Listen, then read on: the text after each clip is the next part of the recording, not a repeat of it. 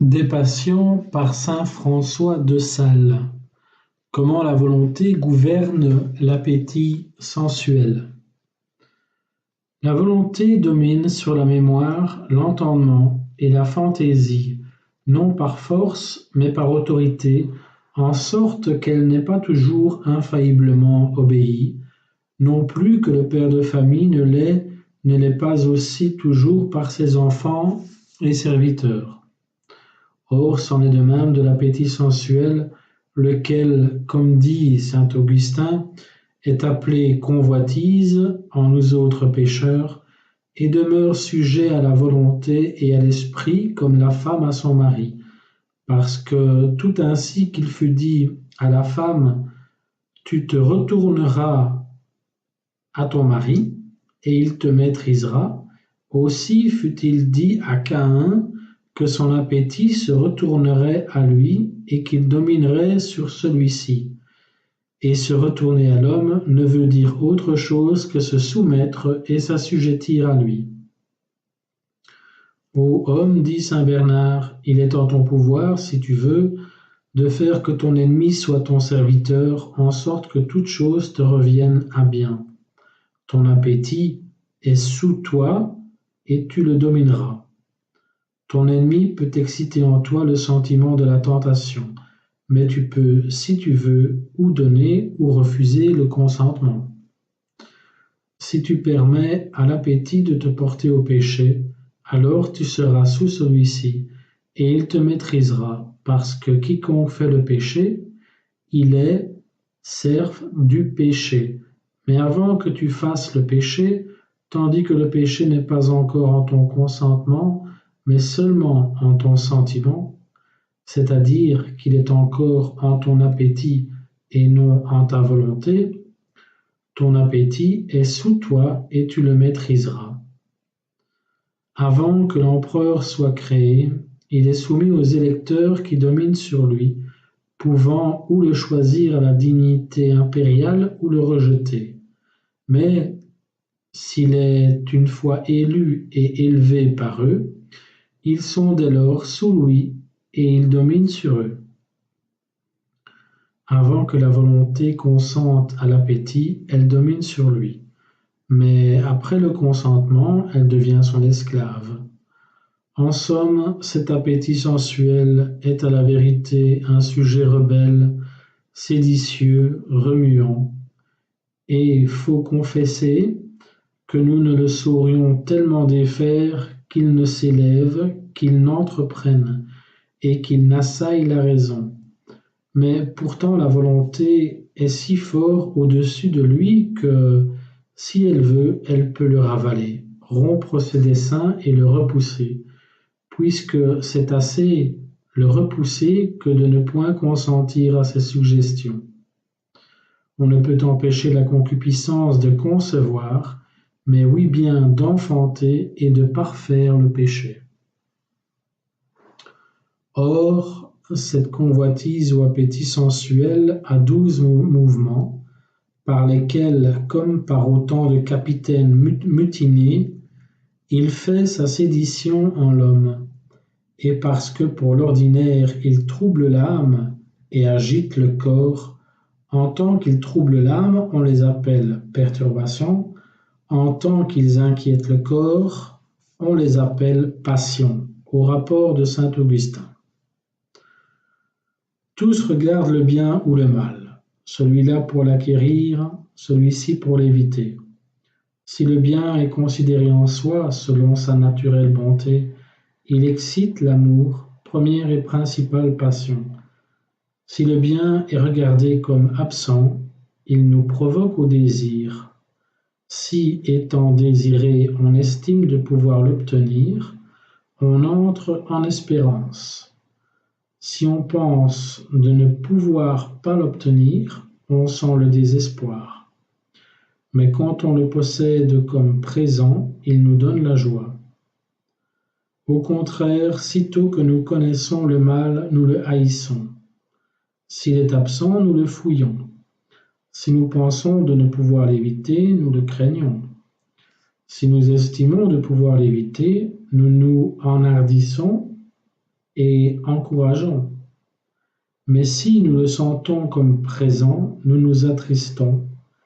Et lors, lire et le courroux, lire L'IRE, et le courroux accourt soudain pour rejeter et repousser le mal, ou du moins s'en venger.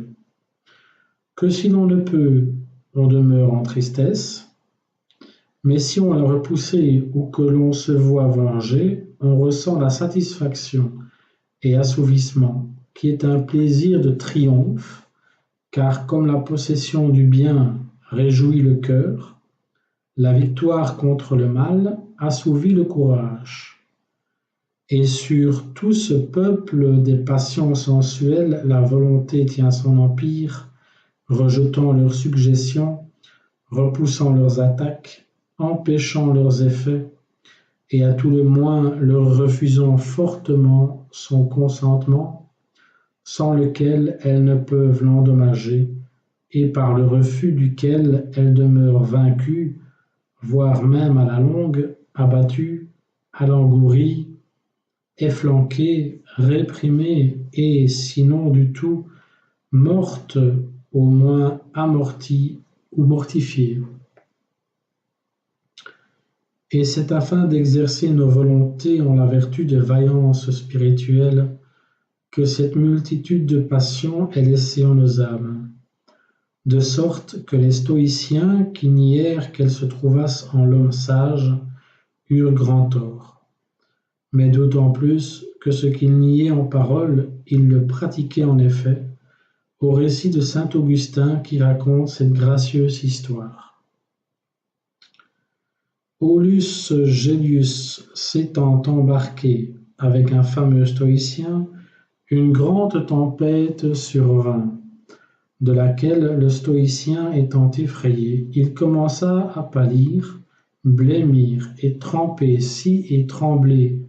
si sensiblement que tous ceux du vaisseau s'en aperçurent et le remarquèrent curieusement, quoiqu'ils fussent au même hasard avec lui.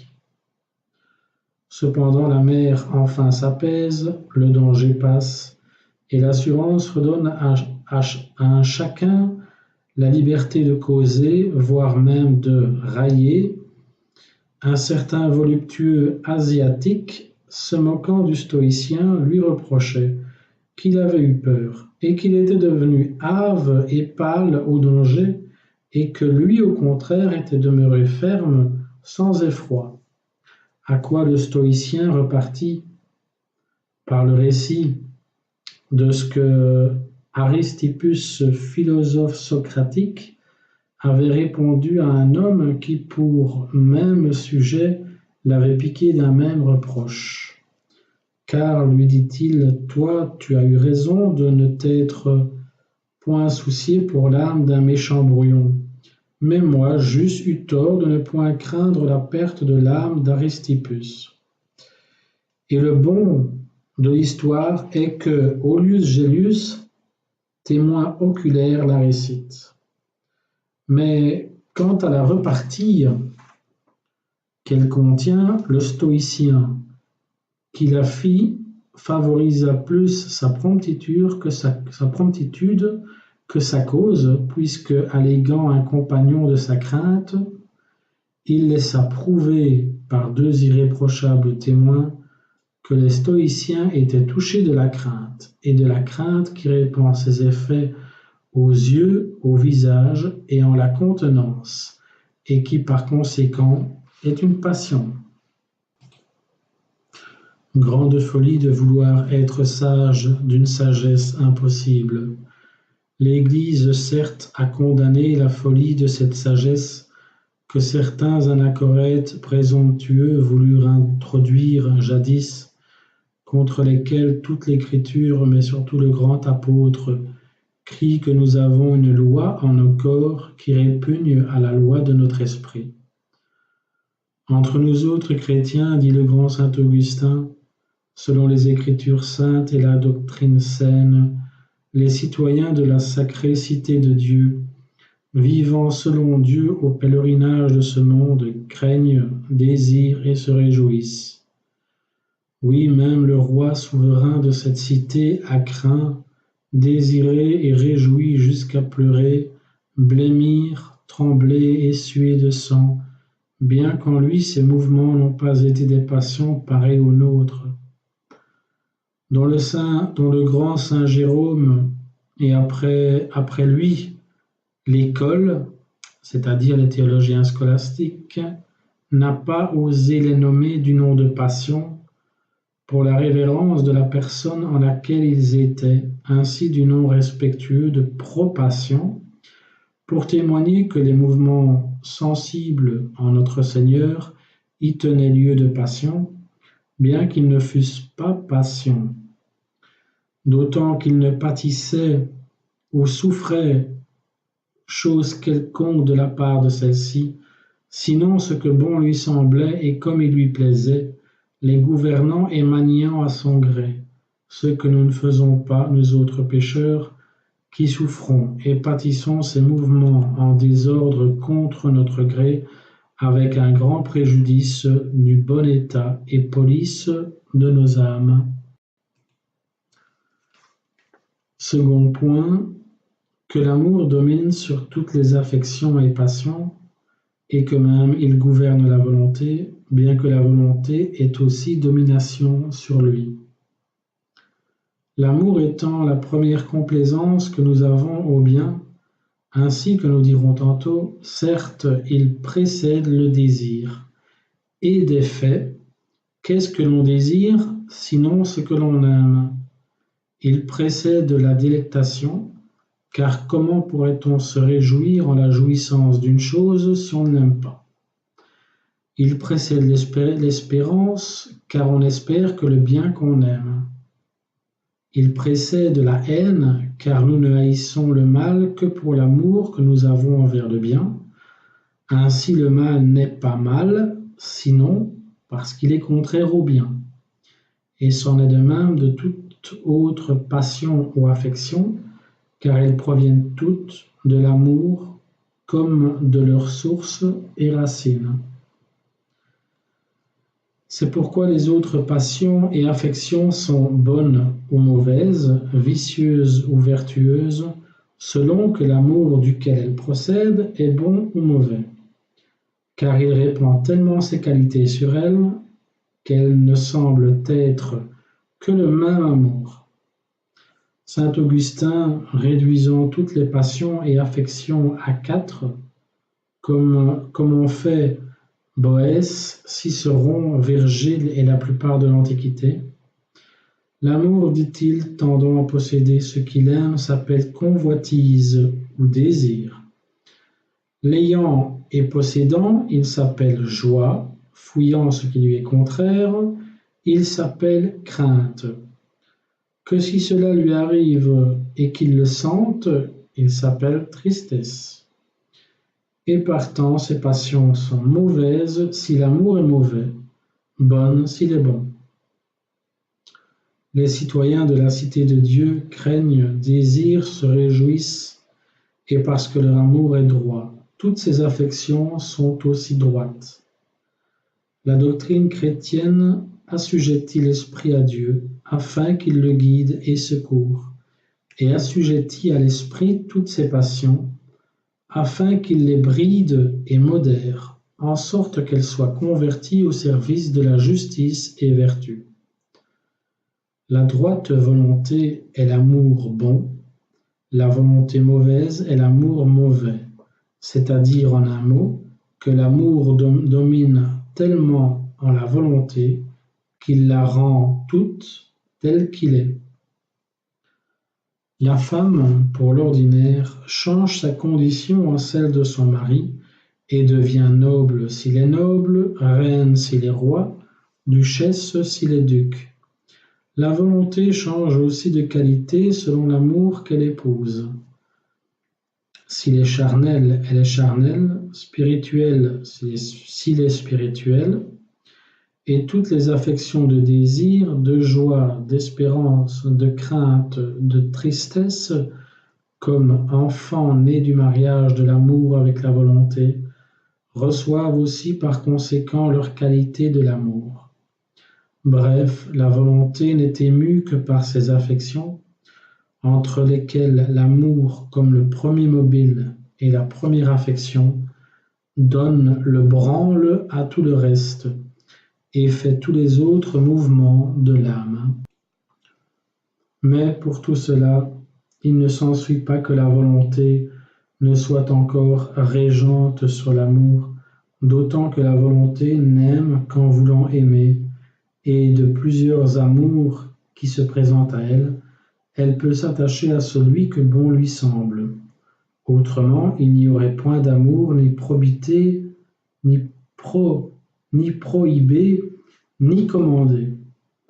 Elle est donc maîtresse sur les amours, comme une demoiselle sur les amants qui la recherchent, parmi lesquels elle peut élire celui qu'elle veut.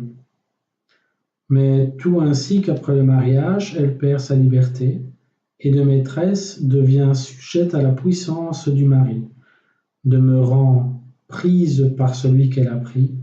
De même, la volonté qui choisit l'amour à son gré, après qu'elle en a embrassé quelqu'un, elle demeure asservie sous lui. Et comme la femme demeure sujette au mari qu'elle a choisi tandis qu'il vit, et que s'il meurt, elle reprend sa précédente liberté pour se remarier à un autre, ainsi pendant qu'un amour vit en la volonté, il y règne, et elle demeure soumise à ses mouvements. Que si cet amour vient à mourir, elle pourra par après en reprendre un autre. Mais il y a une liberté en la volonté qui ne se trouve pas en la femme mariée. Et c'est que la volonté peut rejeter son amour quand elle veut, appliquant l'entendement aux motifs qui l'en peuvent dégoûter et prenant résolution de changer d'objet. Car ainsi, pour faire vivre et régner l'amour de Dieu en nous, nous amortissons l'amour-propre, et si nous ne pouvons l'anéantir du tout, au moins nous l'affaiblissons, en sorte que, s'il vit en nous, il n'y règne plus. Comme au contraire, nous pouvons, en quittant l'amour sacré, adhérer à celui des créatures, qui est l'infâme adultère que le céleste époux reproche si souvent aux pécheurs. Qu'est-ce que le bien, sinon ce que chacun veut?